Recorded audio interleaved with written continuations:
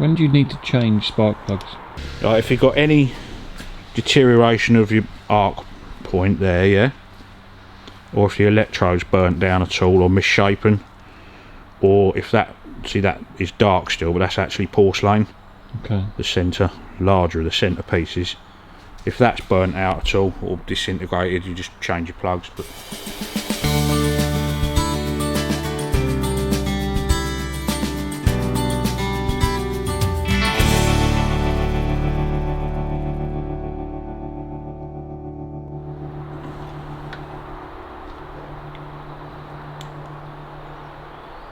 right, these are Weber DCOEs, 40 DCOEs. They're notorious for going out of tune. When they're basically a flat out carburetor. They're for racing cars. Yeah. But to make them try and run nicely on idle, they just go out of tune.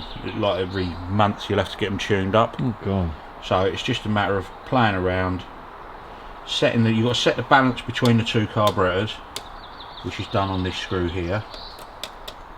And you've got to get it warmed up, set your idle at 1000 on that screw there, and then you've got 4 mixture screws. And then you've got to play around with your mixtures and get them so it's sort of running cleanly, you know. Make sure the chokes are off. But I've noticed, see, these O-rings are busted and these ones are perishing, so we might as well change all the O-rings, because if it's sucking air in anywhere then you won't tune them, you know. So let's change those.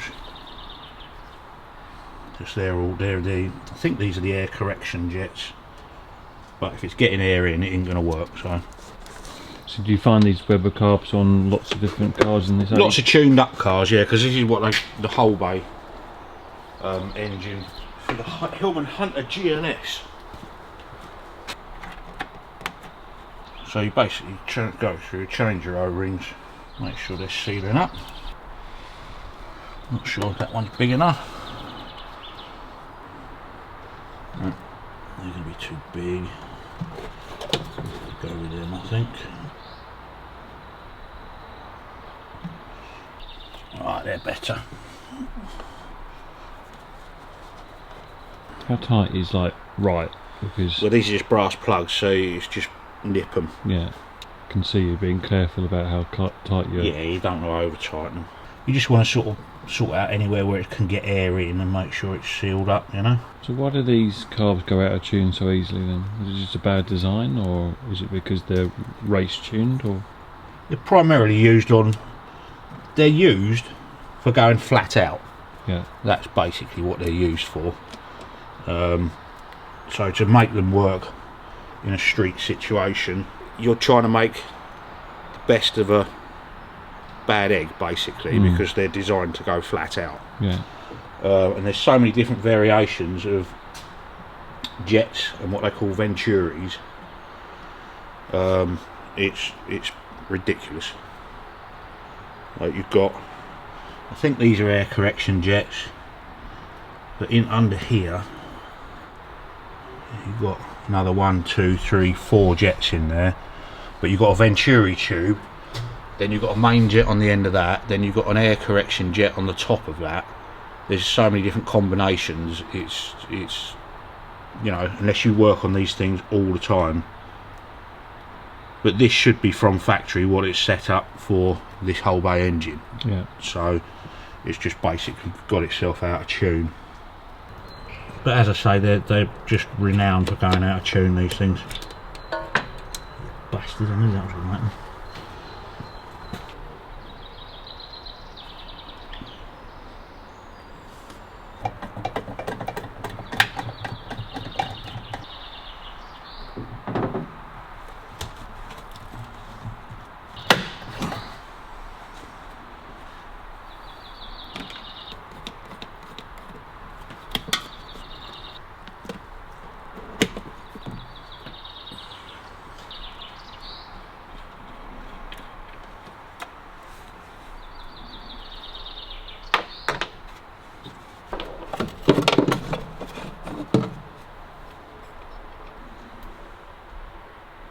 Here it is. Ta-da! We got her. get it back in now. That's it. Probably drop it again just for good measure.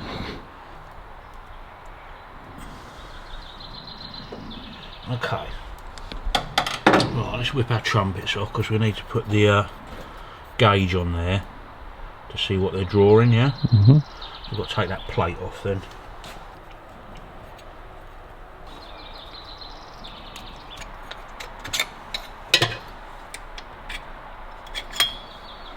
Right, okay, so that isn't going to help us because you've got to run it with those Venturis on. So I might have to do it by ear,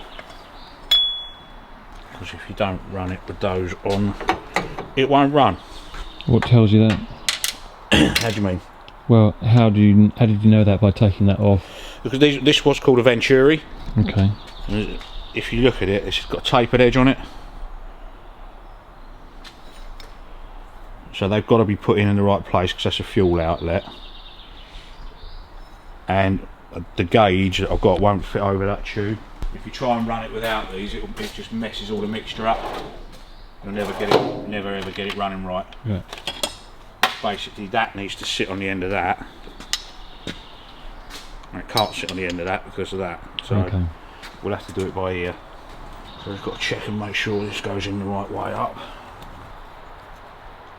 It can only go one way because of that slider. See that little bit there, look? It's spring loaded. Yeah. And that groove in there, so it can only go back in one way.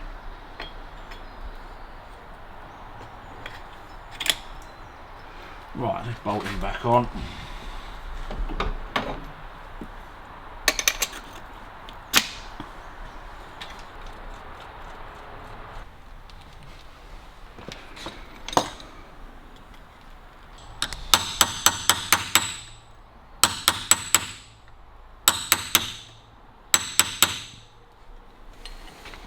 Yeah, all it's done, they sit in there and that just holds it in, but where they've been over tightened, it's just flattened those out. Yeah. So you just put a bit more bend in them and it should hold it. You'd think they'd have made it out of something harder than that, wouldn't you?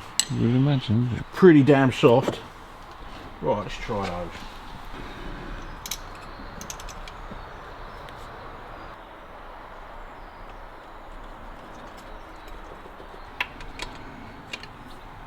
Right, let's get her fired up and warmed up.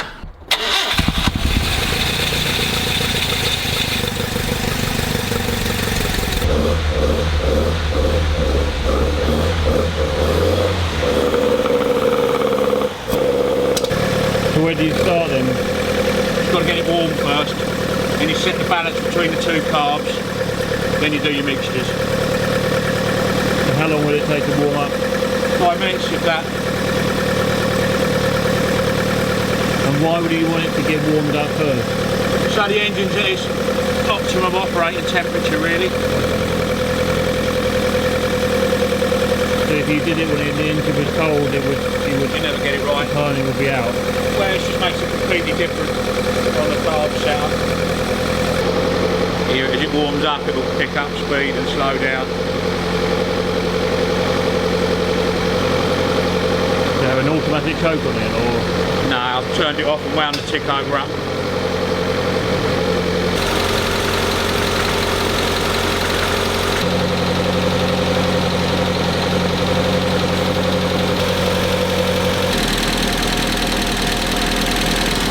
What are you listening for? There's the same amount of suction between that carburetor and that carburetor.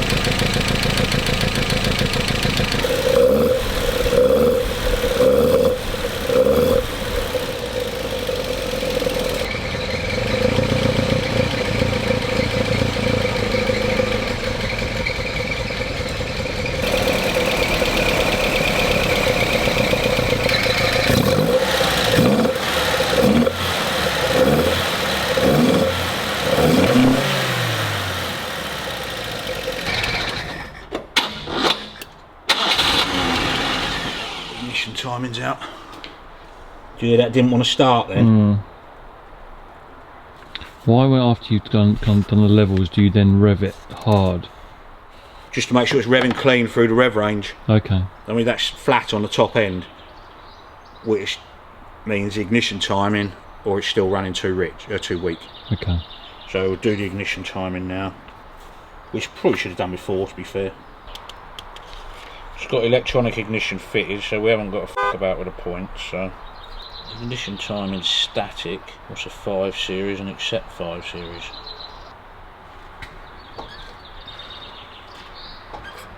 What are you doing? Just looking for the timing marks. Oh, okay. No vacuum advance, so I ain't got to plug that. Let's come round a bit more. Right, so that says it's firing about top dead centre. Which won't do it any good at all.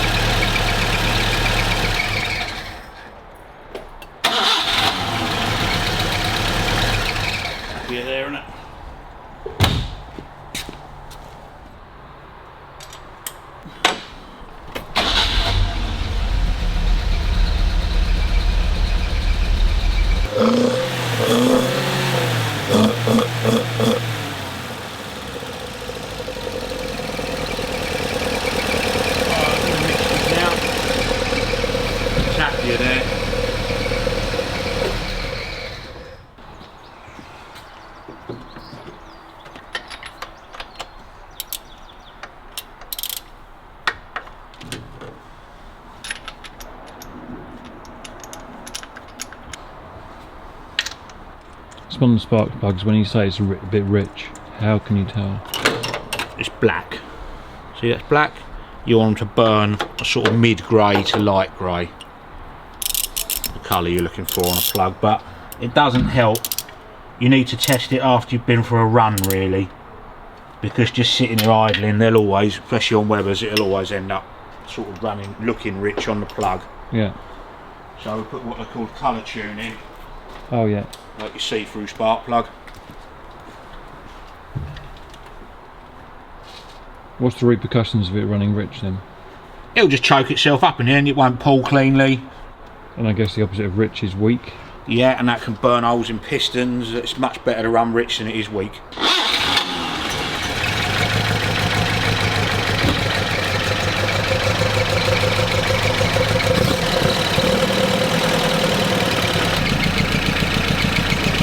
See the colour in there? Yeah. Now, we're riching it up till it turns yellow. Yeah. Yeah. And you just have to turn him back till it just starts going bunsen blue. I'll have to look at it again. Alright, that's about bang on.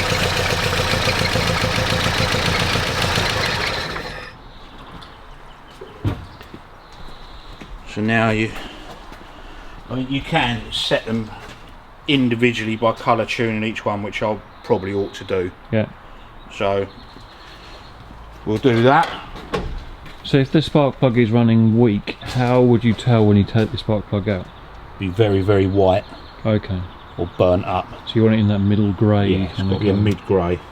So too dark is too rich, too light is too weak. Yeah.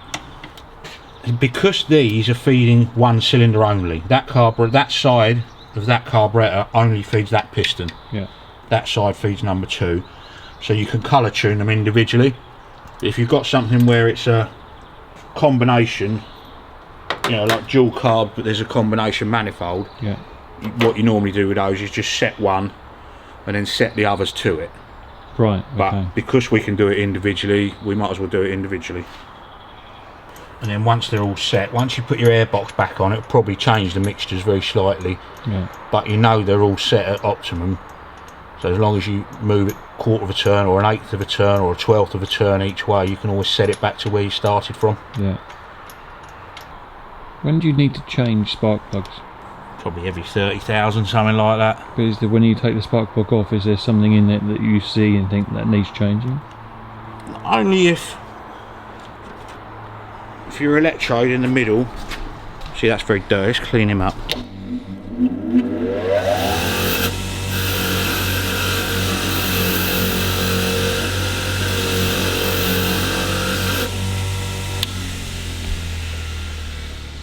Right, if you've got any deterioration of your arc point there, yeah, or if the electrode's burnt down at all or misshapen, or if that, see that is dark still, but that's actually porcelain.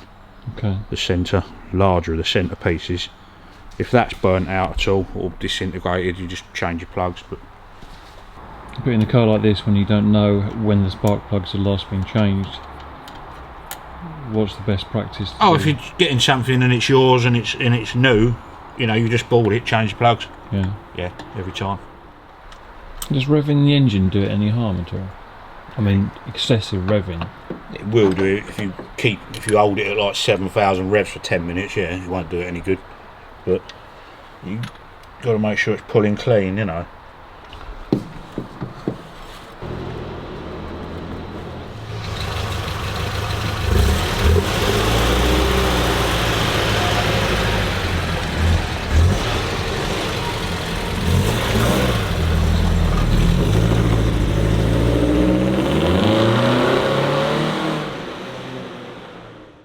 Next week on the workshop. You get an old car in like this and the wiring is being adapted, changed, upgraded. Yeah. Where do you start? Start with from the battery? Start with your battery. I generally tend to cut out anything that's been added. Yeah. Because the only stuff that would have been added is if a certain part of the wiring loom is broken, or they've put indicators in it, or air horns, or whatever they've decided to put in it. So just cut all that crap out. Yeah. And start with your basic wiring loom, which is again what I've done here.